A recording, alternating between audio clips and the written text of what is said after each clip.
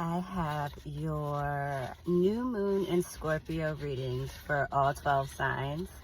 The themes for this lunar cycle are resisting evolution and cataclysmic growth. And what I mean by cataclysmic growth is when the universe has been subtly nudging you towards an opportunity for growth, but you don't take that opportunity. The universe will provide you with a cataclysmic event, a life-changing, world-shattering event that forces you to upgrade. So the themes that you're going to be seeing in this new moon reading are really connected to the fact that we're in the middle of a serious retrograde season. And so I noticed that a lot of cards that have come up in the past are coming up again, because this is another opportunity for us to work through these lessons. So we'll start with Aries. And for Aries, we got the Four of Pentacles, which speaks to a fixation with wealth in the material world. And your fixation with wealth is preventing your connection to the cosmos, and it's also preventing your connection with the earth. If you look at the Four of Pentacles card, the person in the card is like clinging on to their money fiercely. And so we're being called to evaluate our relationships with money. And it's a sense of the energy around creating wealth by focused effort and accumulating wealth from a lack mindset. And so it's this idea that one must work hard or be cheap and stingy in order to accumulate wealth. And so the theme is for us is accumulating and maintaining wealth at the expense of joy. So in order for us to upgrade, in order for us to ascend to the next level, we need to walk away from this idea that we have to work hard in order to accumulate our wealth. We need to walk away from the idea that our self-worth is derived from our material wealth. We're releasing attachment to wealth. We still respect money. We still respect abundance. But we live within our means because we're not trying to use our material status to flex on the world or anything like that. And we're kind of moving away from this energy of controlling outcomes through effort. And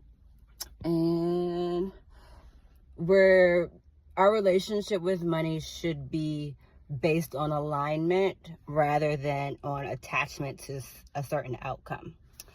All right, moving on to Taurus. Taurus is, you guys received the Queen of Cups. And the Queen of Cups speaks to using compassion to support others. And so you're using your intuition to figure out what your loved ones or those who are around you need. And you're allowing others to be the fullest expression of themselves in your presence. So you're creating environments that support the full expression of those around you. So your creative alignment is influenced by your intuition. So this is heart-centered leadership, not necessarily thinking about the more mechanical aspects of the mind. You're thinking about your intuition. You're tapping into your gut. Geminis, you guys received the Page of Swords. And the Page of Swords is talking about energy and momentum that is supporting new ideas. And so you're being called to assess what else is necessary to bring your ideas to fruition. So you've got the momentum, you've got the energetic support, you've got the creative impulse. What else is needed to actually ground your ideas in reality? And so do you need to acquire additional information? Do you need to master some new level of knowledge? It could also represent someone in your life who is like really eager and really excited to learn new information. They're learning to communicate in a new way that might be kind of triggering for you. Let's see. Next, we've got Cancer. For Cancer, we've got 10 of Cups. And 10 of Cups speaks to emotional contentment that is inspired by your family. And so the abundance of love that you have kind of growing within you because you have such a fruitful family life, this abundance of love is kind of spilling into your other relationships. And your joy is inspired by the success of those around you, especially the people in your family. And so this card is also favorable for new relationships. And if it is speaking to new relationships for you, Cancer in particular, this new relationship would be supportive for creating a family. We're talking about wholeness. We're talking about alignment. We're talking about gratitude for the things that you've accomplished. And so you're following a path that is aligned with your highest timeline instead of the path that you're necessarily expected to follow. And you have the security that you need to do this because of the love that you've established in your own family. Leos, you guys have the 9 of Cups, and 9 of Cups is speaking to gratitude for the fruits of your labor. So you are mastering contentment within all areas of your life. So anything that you haven't accomplished that you want to accomplish, it's on its way to you.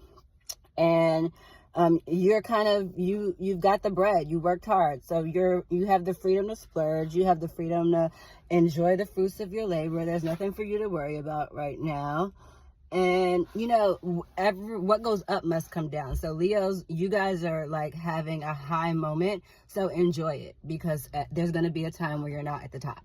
So while you have it, like, enjoy it, spend it, live it. And because it's not going to last forever.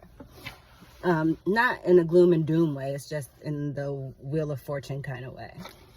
Virgos, you guys have the Star. So you have a new set of beliefs, and your new set of beliefs has come from surviving a period where the things that you believed in the past just got destroyed and collapsed. The world showed you that your previous set of beliefs was not supportive, so you've got a new set of beliefs, and it's making you look for a new purpose in life. You're kind of in a state of transformation, and typical Virgo energy. This card, the Star, speaks of having a generous spirit. It speaks of having an open heart and the desire to help others, which is a very prominent Virgo trait. Libra, you guys have the 4 of Wands, which speaks to a victorious feeling after you've accomplished a goal. So it's like you're celebrating the end of a journey. And it's kind of like a feeling of homecoming, about completion of projects, and just the satisfaction that comes by making it to the end of a journey, by actually finishing the sweater that you were knitting, like that type of energy. Scorpio, you guys have the Queen of Swords in reverse. And so Scorpios, you guys are in an overly emotional state. And so this doesn't necessarily mean that you're like mushy and soft either. You're overly emotional in a way that could be cold. It could be like you're in your feelings and you might be feeling like a bit of bitterness, and this is making you express your emotions in a way that's kind of cold. So yeah, it's about being overly emotional, but you're overly emotional because of your relationships, and it's affecting your ability to see situations clearly. So you're being called to integrate your head and your heart. It's what's required for you to make decisions with clarity, because right now your decisions are coming from an emotional space that's inspired by either bitterness or over optimism. But either way, you need to tap into the energy of combining your head and your heart and not making your decisions from a space of emotion. Sagittarius, you guys have the 5 of Wands, and this is conflict, but this is inner conflict, and it's preventing you from moving forward. And you're being influenced by the opinions of others around you instead of relying on your own intuition to kind of guide your course. So peace for you is going to come when you align your head and your heart. And so right now you may be in a space where you're deflecting or you're ignoring problems so that you can maintain peace. You're trying to avoid conflict, but the avoiding conflict isn't serving you. So the growth is going to come by actually facing the conflict instead of making choices that make everybody around you's life easier. You need to like get to the truth, and it might be the truth might come through conflict, but you can't be afraid of conflict. You have to actually say what needs to be said and do what needs to be done.